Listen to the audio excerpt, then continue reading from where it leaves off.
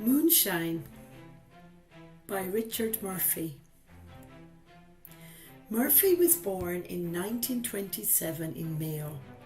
He now lives in Dublin. Murphy was Anglo-Irish and spent a lot of his life living in Sri Lanka and South Africa. His marriage to a woman ended in divorce. Murphy is bisexual. Points for discussion. When a couple do not see each other for a while, how do they feel when they are home alone? If they spend too much time together, how might they feel then? Would you be honest and tell your partner that you need some time alone? How might they feel if you told them this? Moonshine, the title. What is moonshine? Do you associate it with the theme of love? What do you associate it with? This poem is an epigram, a short poem where the subject is usually a single thought or event. This poem highlights the contradiction of wanting to be with someone but also wanting your own space. It talks about the contrast in a relationship between I want to spend every second with you to I need my own space. So let's look at the three possible meanings of moonshine in the title. Moonlight is associated with romance, with couples going for romantic moonlit walks. The second meaning of moonshine is it is an illegal whiskey, especially in the United States, because it was often made in secret by the light of the moon. Third meaning of moonshine, it means silly talk or nonsense, basically talking rubbish. Stanza 1. To think, I must be alone. To love, we must be together. So here is the problem. The poet needs to be alone to think, but needs to be with his loved one in order to love. This poem is about contrasts. The contrasts between thinking and loving. Another contrast is between being alone and being together.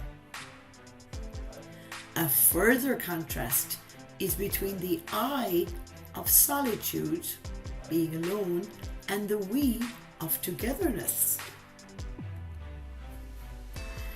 Stanza 2. To think I love you when I'm alone, more than I think of you when we're together.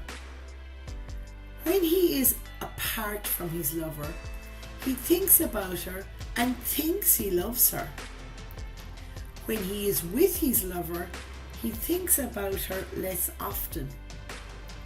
The poem expresses the uncertainty of the poet's feelings. He uses the word I think. The poem also shows how it is easier to think when we are alone. Stanza 3. I cannot think without loving, or love without thinking. There is a contradiction in his logic. He is unable to think without loving, so he must be with her. However, he is unable to love without thinking. Love is illogical and irrational. The contrast between thinking and loving is shown. Both thinking and loving are needed in the relationship. Stanza 4. Alone, I love to think of us together. Together, I think I'd love to be alone. A summary of his problems. When he is alone, he wants to be with his loved one, and when he is with his loved one, he wants to be alone. His need for love is balanced with the need to think. His final two lines may sound harsh and uncaring, but there is an honesty about his statements. The poem ends as it begins, with a contrast between solitude and togetherness. The other contrast, that between love and thought, is also explored. By the end of the poem, nothing is resolved, although everything has been explored. So, a summary. The poem is about the contrast between wanting to be with someone and wanting to be alone, between wanting love and wanting space. It explores the nature of human relationships. The words think, love, alone and together are constantly repeated. It is a logical argument as well as an expression of feeling. The poem is wondering whether the thought of love is stronger than the reality. It moves between being clever and being nonsensical, as in one meaning of the title. The poem ends with no solution. The poet does not appear to know what he wants. On the one hand, he thinks, I need my space. On the other hand, he thinks, I want to spend every second with you. What is the solution to this problem? How can a couple get a balance of being together and being alone? Any suggestions?